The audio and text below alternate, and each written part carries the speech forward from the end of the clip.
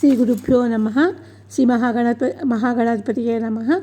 నీలాతుంగస్తనగిరితటి సుప్తముద్ధోజ్య కృష్ణం పాదార్ఘ్యం స్వం శృతిశతశిరసిద్ధ మధ్యాపయంతి స్వోచ్చిష్టాయాం సజనిగళితం యా బలాత్కృత్య భుక్తే గోదా తస్యై నమైదమిదం భూయ ఏవాస్తు భూయః.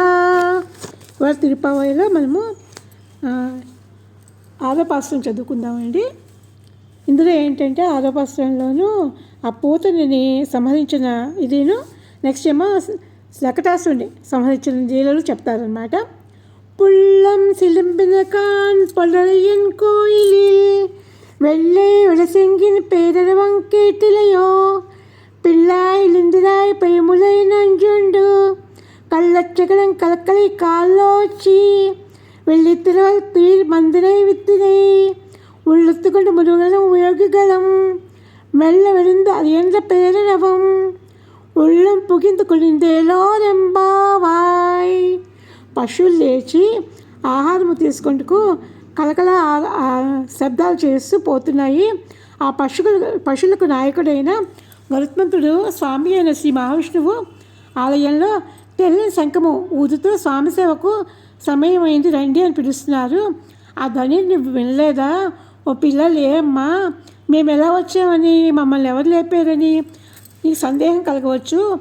పూతన స్థలముల రెండు విషయమును ఆరగించిన వాడు అసురావేశం కలిగి చంపడానికి ఉద్యమించిన కృత్రిమ శకటమును కీళ్ళూడినట్లు పాలకే ఏడ్చి కాలు చాచి పొడిపొడి అగినట్లు చేసినవాడు క్షీరసాగరమున చల్లని మెత్తని సుకుమారమైన శేషశయ్యపై లోకలక్ష్యం చింతతో యోగనిద్ర అమరి ఉన్న జగత్కారణభూతుడైన సర్వేశ్వరుని తమ హృదయంలో పదిలపరుచుకుని మెల్లగా లేస్తున్న మునులు యోగులు హరి హరి అనేటప్పుడు వెళ్ళని పెద్ద ధ్వని మా హృదయాల్లో వచ్చి చల్లపరిచి మమ్మల్ని లేపిందమ్మా, నేను కూడా లేచిరా అమ్మా అని చెప్తున్నారు అనమాట. ఆవిడ అయినా లేవటం లేదు. హరి హరి అని స్తోత్రం చేయంగానే ఏమైందంటే వాళ్ళ గొంతు పెద్ద ధ్వని అయి మా మనస్సులో చల్లగా ప్రవేశించి లేపేయి. మేము ఎలా లేచామో నువ్వు అలా లేపిరా అమ్మ, ఇవన్నీ నీకు వినపట్టం లేదా? ఈ పశువులు కిరాకిలా రావాలు, నెక్స్ట్ ఏమో ఈ గరుడుడేమో స్వామి సేవ కోసం శంఖం ఊదడము, పెద్దగా రమ్మని ఆహ్వానించడము, ఇవేమీ నీకు వినపట్టలేదా అమ్మ? మాకు వినపడ్డాయి, నువ్వు కూడా లేచిదా అమ్మ అని బతిమాలుతున్నారండి వాళ్ళు.